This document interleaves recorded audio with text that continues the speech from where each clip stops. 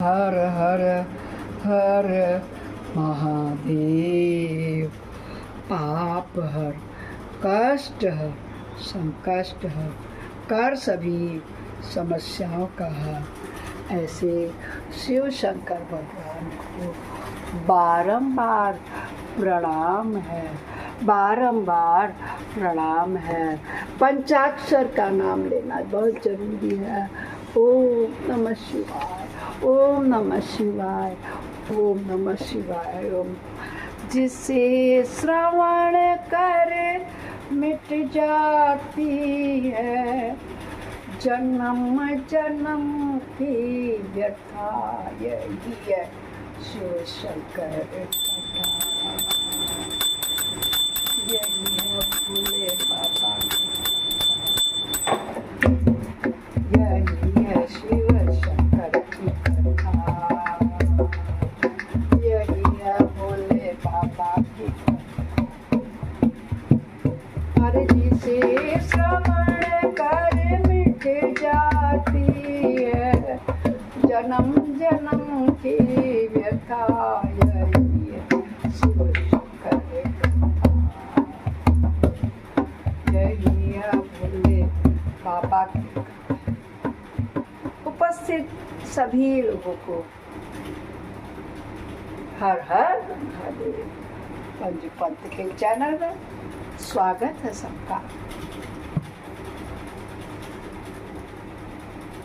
शिव कथा के इतने ही अधिकारी हर कोई नहीं होता है, वही होता है जिसके मन में श्रद्धा और भाव होता है। बहुत से भक्त मेरे शुरू से सुनते आ रहे हैं, बहुत से भक्त शिव के बीच से सुन रहे हैं और बहुत से जो आज से सुनेंगे उन सबका तहे दिल से आभार है। आइए शिव कथा में प्रवेश करते हैं। यह वही कथा है जो जन्म जन्म के पापों को दूर कर देती है। न मालूम कितने पाप करते हैं हम सुबह शाम। आइए सभी देवी देवताओं का आवाहन करें। सबसे पहले हम गजानन को बुला लें। गजाननं भूतगणाध सेवितं अत्युत्तमरूपचारुभक्षणम् उमासुतं शोकविनाशकारकं नमामि नीलाम्बुदश्यामलकोमलाङ्गं सीतासमारोपितं पाणो महासायकचारुचापं नमामि रामप्रियग्रन्थं कर्पूरगौरं करुणावतारं संसारसारं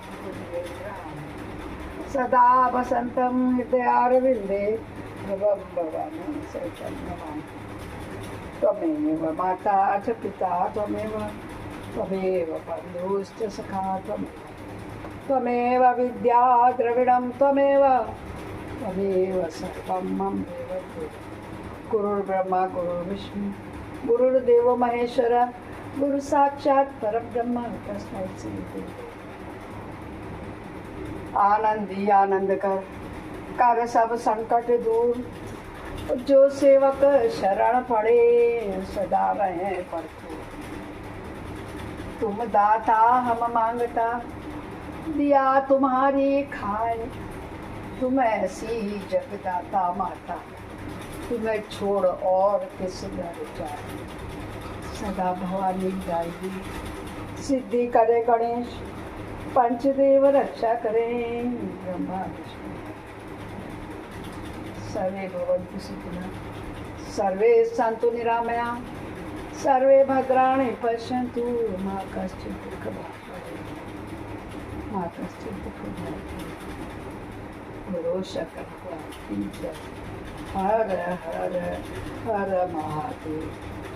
पाप है, कष्ट है, संकष्ट है, कर सभी समस्याओं का है। ऐसे शंकर भगवान की जय हो, जय जय हो, जय श्री महाकाल।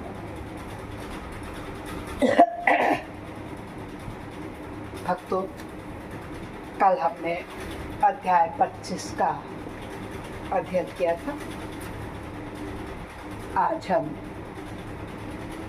26वें अध्याय में प्रवेश कर रहे हैं, जिसमें भगवान शंकर का जटिल तपस्विनी ब्राह्मण के रूप में पार्वती के आश्रम पर गई।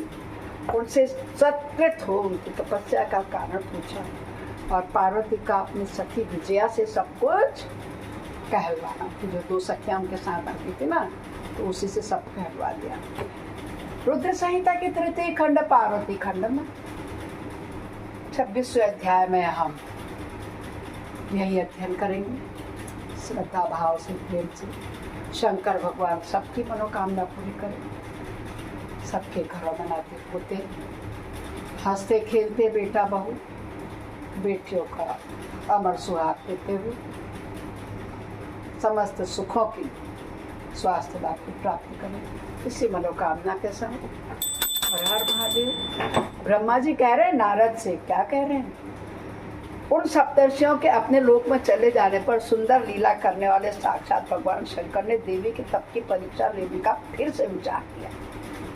वे मनीमन पार्वती से बहुत संतुष्ट तो थे।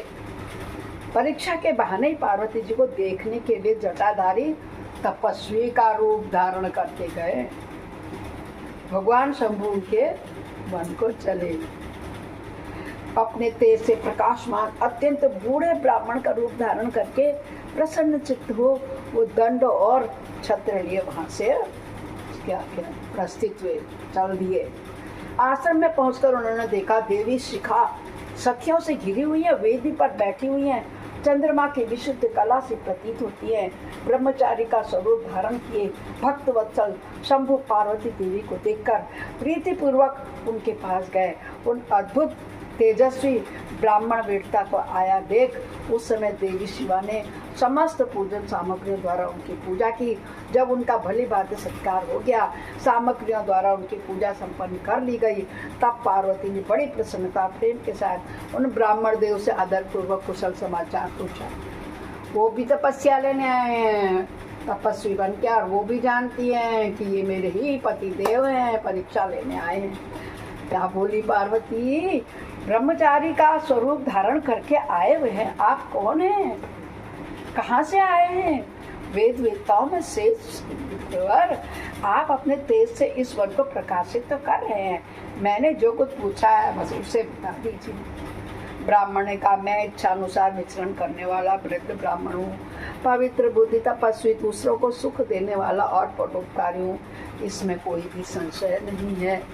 तुम कौन हो? किसकी पुत्री हो? और इस निर्जन वन में किस लिए ऐसी तपस्या कर रही हो जो पंजे के बल पर खड़े होकर तप करने वाले मुनियों के लिए भी दुर्लभ है? तुम न बालिका हो न वृद्धा हो, सुंदरी तरुणी जान पड़ती हो तुमको। फिर किस लिए पति के बिना इस वन में आकर कठोर तपस्या क्यों कर रहे हो?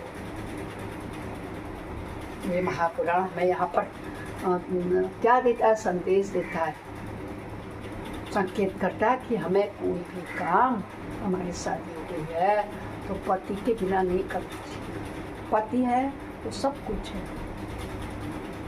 तो शंकर जी कह रहे, तुम बिना पति के यहाँ पर क्या कर रही हो खन बिहन चक्कर में? हे भद्रे, क्या तुम किसी तपस्विनी के सहचारणी तपस्विनी हो? देवी, क्या वह तपस्वी तुम्हारा पालन पोषण नहीं करता जिसकी तुम पत्नी हो, जो तुम्हें उसको छोड़कर अन्यत्र चला गया है क्या? बोलो, तुमको किसके कुल में उत्पन्न हुई हो? तुम्हारे पिता कौन हैं और तुम्हारा नाम क्या है?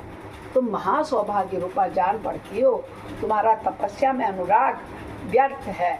क्या तुम वेद माता गायत्री हो, लक्ष्मी हो, अथवा सुंदर रूप वाली सरस्वती हो?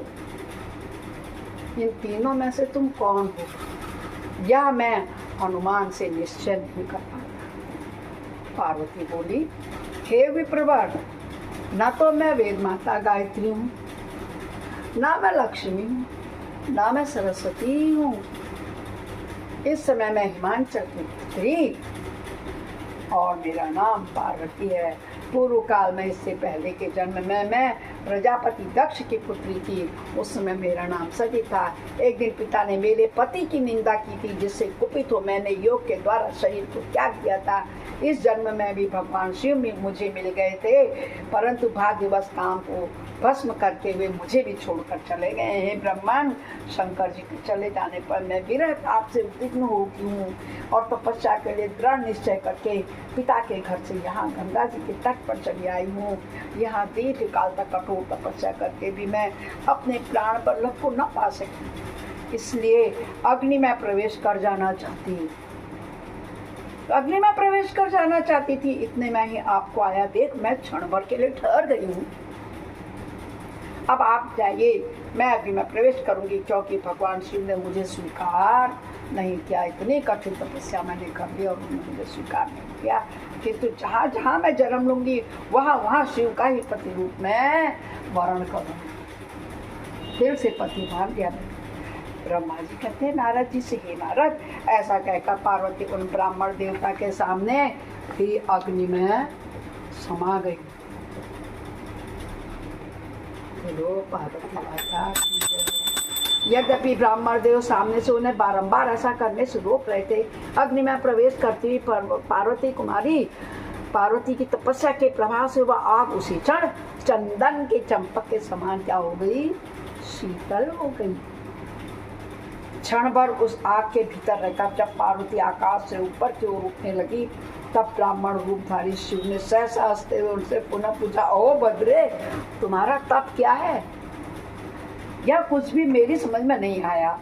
इधर अग्नि से तुम्हारा शरीर नहीं जला, यह तो तपस्या की सफलता का सूचक है, परंतु अब तक तुम्हें अपने मनोरथ प्राप्त क्यों नहीं हुआ? इससे उसकी विफलता प्रकट होती है। अतः देवी, सबको आनंद देने वाले मुझ श्रेष्ठ ब्राह्मण के सामने तुम अपने अभीष्ट मनोरथ को सच सच बताओ। ब्रह्मा जी कहते हैं, नारद, ब्राह्मण इस प्रकार पूछने पर उत्तम व्रत का पालन करने वाली अंबिका ने अपने सखी को उत्तर देने के लिए प्रेरित किया। तुम्हें बता दो, इनको बार बार पूछते हैं। अंबिका बताती है, पार्वती से प्रेरित हो उनकी विजया नामक प्राण प्यारी सखी ने जो उत्तम व्रत को जानने वाली थी, जटाधारी इस तपस्वी को बताया। क्या बोली उसकी सखी विजया? हे साधु, तुमसे पार्वती के उत्तम चरित्र का और इनकी तपस्या के समस्त कारणों का वर्णन करती हूँ। आप सुनना चाहते हो तो सुनिए। मेरी सखी गिरिराज हिमांचल की पुत्री है।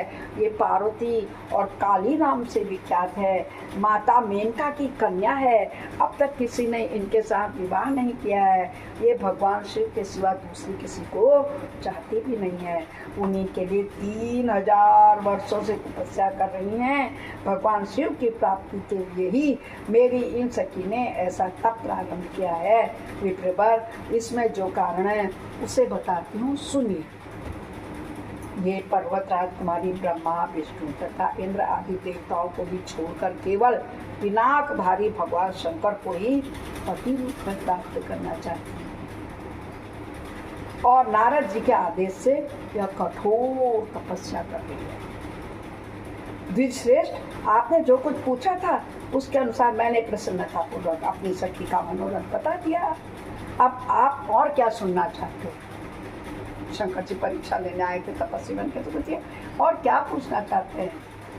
ब्रह्मा जी कहते हैं, हे नारद, विजया का यह यथार्थ वचन सुनकर जटाधारी तपस्वी रुद्र हंसते हुए बोले, सखी ने यह जो कुछ कहा है उसमें मुझे परिहास का अनुमान होता है। यदि यह सब कुछ ठीक हो तो पार्वती देवी अपने मुंह से कहे ना। पार्वती अपने मुंह से कहे। जटिल ब्राह्मण के इस प्रकार कहने पर पार्वती देवी अपने मुंह से यूं कहने लगी, जो कि हम अगले अध्याय 27वें में सुनेंगे। तब तक के लिए कथा को विश्राम देते हैं और अपनी वाणी को विश्राम देते हैं। ओम नमः शिवाय, ओम नमः शिवाय, ओम नमः शिवाय नमः। ओम नमः शिवाय, ओम नमः शिवाय, ओम नमः शिवाय नमः शिवाय, ओम नमः शिवाय, ओम नमः शिवाय नमः।